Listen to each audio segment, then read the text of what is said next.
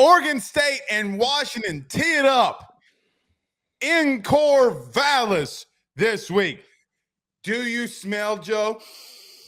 Do you smell what is a brewing in Corvallis for this weekend? Because I smell it. I smell the upset coming. You're such a hater. You're such an unbelievably big hater. I get criticized for being a realist about Alabama, but here you are slandering the good name of the Washington Huskies, who have been phenomenal and have a much lighter schedule. All right, stop. They have not been phenomenal. Offensively, they have been. They've had a couple rough games. Is the offense the only team, the only side of the ball that plays? Their defense has made plays when they've needed them to. That's all that matters. Is the defense good or bad? Yes or no? In Washington, it's mediocre. It's below mediocre. It's a below average, and you know it. You know it, Joe. They're 122nd in pass yards allowed.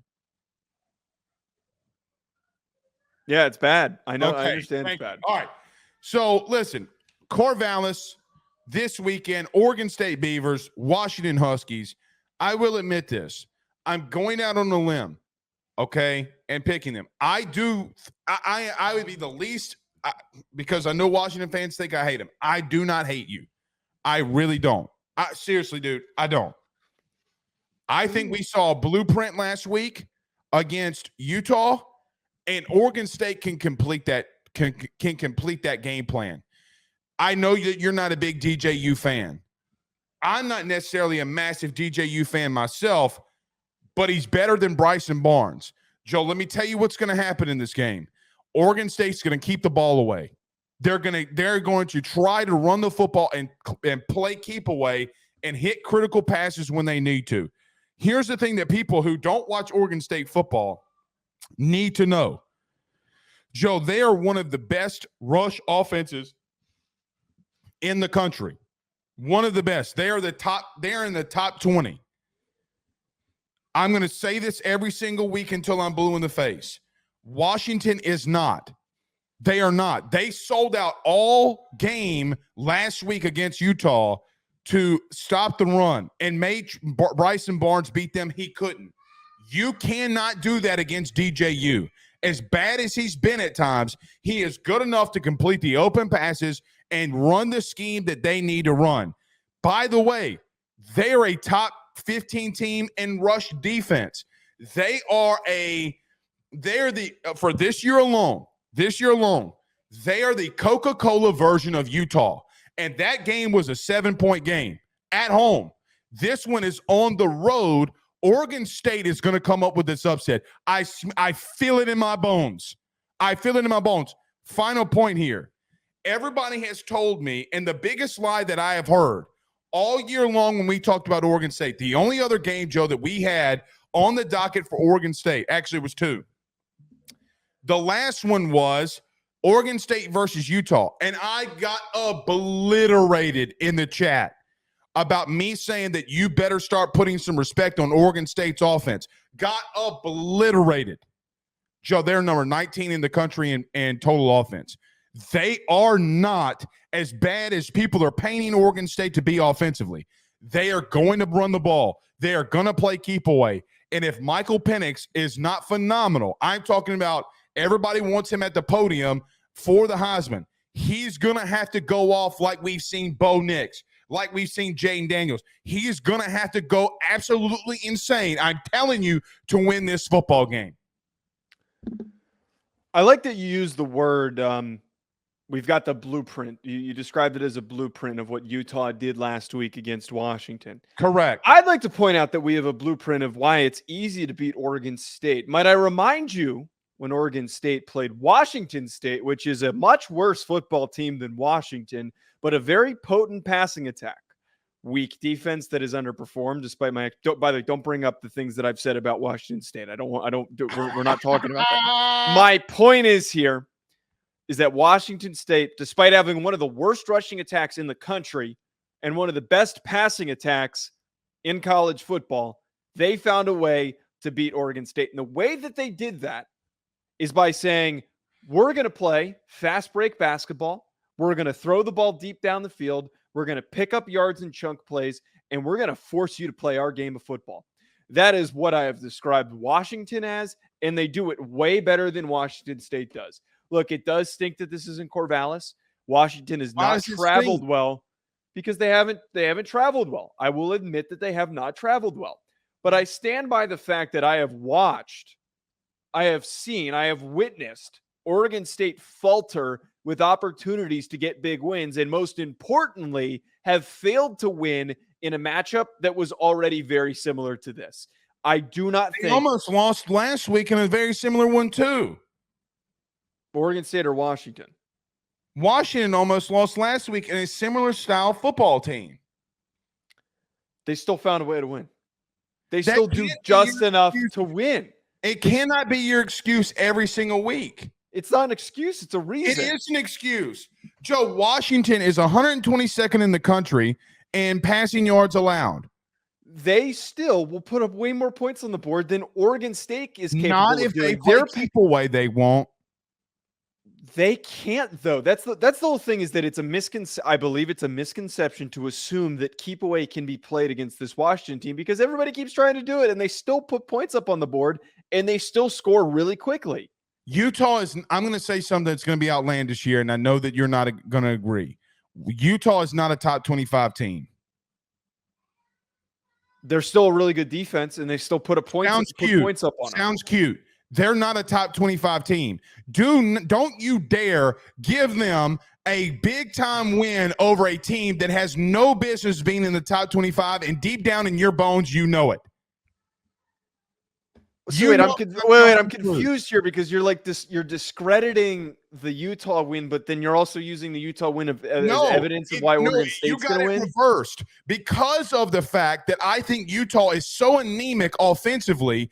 It makes me look to the forefront and say, bro, how are you going to allow Bryson Barnes to throw for 267 on you, Joe? 267. Look, DJU is going to have a great game, man. I don't doubt that that's going to happen. And they're going to run the ball well, but they do not. Their corners are very mediocre. They're very mid, and their interior defensive line is not good. I never came out here and said they're going to blank them. But I'm going to tell you what I feel. I'm not going to say it's going to be to this extreme. You know what I feel like could happen here? I'm not going to say that they're fully going to go Missouri on them. They're going to attempt to hold on to the football for 35, 40 minutes. That's how this style of team, this Oregon State style of team, that's the only chance that they have of beating Washington. Now, I will agree with you. If they beat Oregon State, it would not shock me in the slightest. They have not played good on the road at all this year. Joe, the last time that I visibly watched an entire game of Washington on the road, Stanford. Yeah, they played poor. That's the one thing I will concede here, is that they have not traveled well, which is a problem, and it's something that I'm a little wary of. If this was in Washington, I think it'd be a foregone conclusion that they win this football game. But I just can't ignore the fact that if we're matching up these two teams, yes, we can say that Oregon State's going to try to play keep away, but I do not see anybody defensively in their secondary that is going to provide any challenge for Polk, McMillan, and Adunze. It's like when we watch March Madness. Such a wild game, dude. He had 3 catches, 111 yards, and 2 touchdowns last week. He was insane. He's doing it every other week. It's like watching a March Madness game or a Pac-12 tournament game. And like good examples, like Arizona always has these really big power forwards and centers. Mm-hmm. And then you're watching like Arizona State trot out there, or Oregon State trot out there to try and guard those guys with sub 7-footers. You just don't have the bodies to do it. You can try and do whatever you want to keep them out of the paint, but you're not going to succeed every single time. They're going to get those plays. You might stop them on 1st and 2nd down, but 3rd down, they're coming around and they're going to pick up that big play when they need it. I've seen a lot of people saying in that Stanford game that the entire team had the flu. Okay. Sounds good. You didn't have the flu last week, and you beat a team that you should have beat by 21 by 7. That game was more lopsided than the score indicated. Joe, no, it wasn't. If you're looking at Joe, I'm sorry, and I love you to death. I really do. If a team has the football down 7 and is making a drive to go and score and tie it, the game is not bigger than what you think it is. I'm sorry. I love you to death. I really do. But please stop with that. I don't agree. I really thought that Washington would, because the reality of it is yes, they were up by 7 and Utah had the football with a minute and a half to go. There was no chance in hell that they were marching the ball down the field because they had to run the ball. What do you mean that there's no chance in hell? The only way that they were having success was trying to run the football, and they can't move quickly. But in a minute 30, they can't move the 2 touchdown passes. What are we talking about? Utah was never going to move the ball down the field that quickly to score. They just were not. It was not going to happen. And if Washington hit that field goal, it was a 10-point football game. If you're down 7 and you have the ball with 2 minutes left, it's not a wider margin, especially when the team scores 20 points. If a kid doesn't drop the ball at the 1-yard line, it's a bigger blowout than it was. Comment of the night. Nick Rizzuto, Joe must be on Delta 8s. I'd love to have some right now. That would be great. God. If you smell what the Rock is cooking, upset alert. You've picked against them. How many weeks in a row have you picked against them? Or how many times have you picked against them? Once, Oregon. I'm trying to remember because you didn't pick Utah. No, I've picked Washington every week. No, you picked USC. No, I didn't. Yes, you did. No, I didn't. I will go. Oh, wait, yeah, I did. Yeah, you did. Yeah, I'm going to pick USC every week. I'm going to pick against them every week. By the way, the Bolden kid, 42 catches, 598 yards, 4 touchdowns for Oregon State. Nobody's talking about. Damian Martinez. I like Martinez. He's 1,000-yard back. I'm telling you, don't sleep on him. The problem with me, though, is in all seriousness and all fairness, outside of that Notre Dame game and in a loss, DJU has folded in big-time spots. Yes. If I wrote this down, DJU might have a career game. He might have a career game. This is kind of a bad setup for him. Quick sec before we do transition to top 10 power rankings. I got to give a quick shout out to Talise Fuaga, the right tackle for Oregon State. The kid's phenomenal. He does not get enough recognition. I think that he might be the best offensive tackle in the country, and nobody talks about him. He might be the first tackle selected this year. I've posted clips of him on my Twitter. I implore anybody to go watch him. I don't know if you've seen him, but the kid is a mauler. He is massive, and he completely just drops kids. I'll send you the clips that I posted. I don't know if you saw them, but he's one of those linemen that's fun to watch because he's just punching like one arm quick pop in the chest, and these kids are just going flying because he's hitting them so hard. What are you smiling at? Lucid saying that I need Washington to look bad for LSU. That's not true. That doesn't do anything. It doesn't do anything. He's going to win the Heisman regardless if Washington wins or loses. Yeah. It really doesn't matter to me. It really doesn't. But there comes a point where I think that Joe, at some point, their defense is going to bite them in the ass. Whether it's this week, next week, against Oregon on Friday night in Las Vegas, at some point, it's going to bite them in the ass. Like, if you're a Washington fan, you know that I'm right. You know that I'm right. Okay. By the way, BG Ron, however you say it. Big Iron. He's an FCS listener. Okay, so Big Iron.